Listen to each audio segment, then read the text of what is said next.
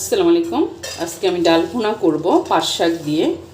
ডালটাকে আমি আগে ভিজিয়ে রেখেছিলাম 1 ঘন্টা আগে। ডালে দিয়ে দিচ্ছি রসুন কুচি, দিয়ে দেবো পেঁয়াজ কুচি, পেঁয়াজ দিয়ে দিলাম, মরিচ দিয়ে দিচ্ছি, হলুদ দিয়ে দিচ্ছি, ধনিয়া ফাঁকি দিয়ে দেবো, লবণ। তারপর ডালটাকে সুন্দর করে এভাবে হাত দিয়ে কষলিয়ে কষলিয়ে মেখে দিবেন। এটা আমি একবারে মেখে ঝুঁকে বসাচ্ছি। আর এভাবে ডালটার আপনার মাছ মাংস লাগবে না, এই ডাল দিয়ে আপনি 1 প্লেট ভাত খেয়ে নিতে পারবেন, কিচ্ছু লাগবে না, অনেক মজা হয়। এভাবে একদিন রান্না করবেন। ডালটা মাখানো হয়ে গেছে, এখন একটু দিয়ে দিচ্ছি পরিমাণ মতো পানি। ভিডিওটা ভালো লাগলে একটা শেয়ার করবেন, ইউটিউব চ্যানেলটাকে সাবস্ক্রাইব করবেন, পেজটাকে ফলো করবেন, অবশ্যই পাশে থাকবেন, ভালোবাসা দিবেন। আর এরকম সহজ সহজ নতুন নতুন রেসিপি দেওয়ার জন্য একটা কমেন্ট করবেন, একটা শেয়ার করবেন। দিয়ে দিলাম তেল।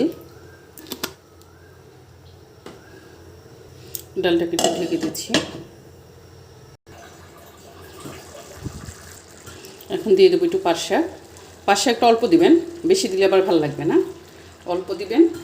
ধনিয়া পাতা যেরকম দেন এরকম, এইভাবে আপনি রান্না করলে পাট শাক ডাল দিয়ে অনেক মজা হয়। আর বেশি করে পাট শাক দিয়ে রান্নবেন ডাল, ওটা অত ভালো লাগে না। তারপর এক একজনের রান্না এক রকম।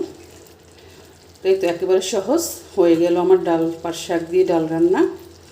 এটা বেশিক্ষণ জালও দিতে হবে না, একেবারে ঝটপট মাখা মাখা রাখবেন ডালটা, এরকম আনানো। ভিডিওটা ভালো লাগলে একটা শেয়ার করবেন, ইউটিউব চ্যানেলটাকে সাবস্ক্রাইব করবেন, পেজটাকে ফলো করবেন। তো শেষ করছি, আল্লাহ হাফেজ। আবার নতুন কোনো রেসিপি নিয়ে দেখা হবে। অবশ্যই একটা শেয়ার করবেন, একটা লাইক করবেন, একটা কমেন্ট করবেন। এত কষ্ট করে ভিডিও বানাই, যদি পাশে না থাকেন তাহলে কীভাবে হবে বলেন। আল্লাহ হাফেজ। আর আমার রান্নাগুলো সব নতুন নতুন যারা রান্না করে ওদের জন্য, পুরনো মানুষের জন্য তো না, কারণ পুরনো ওরা তো জানেই, নতুন তাদের হেল্প হবে। আমি এটার জন্য ঘরোয়া রেসিপিগুলো যেগুলো ঝটপট ইজিভাবে হয় এগুলোই দিই। আল্লাহ হাফেজ, শেষ করছি।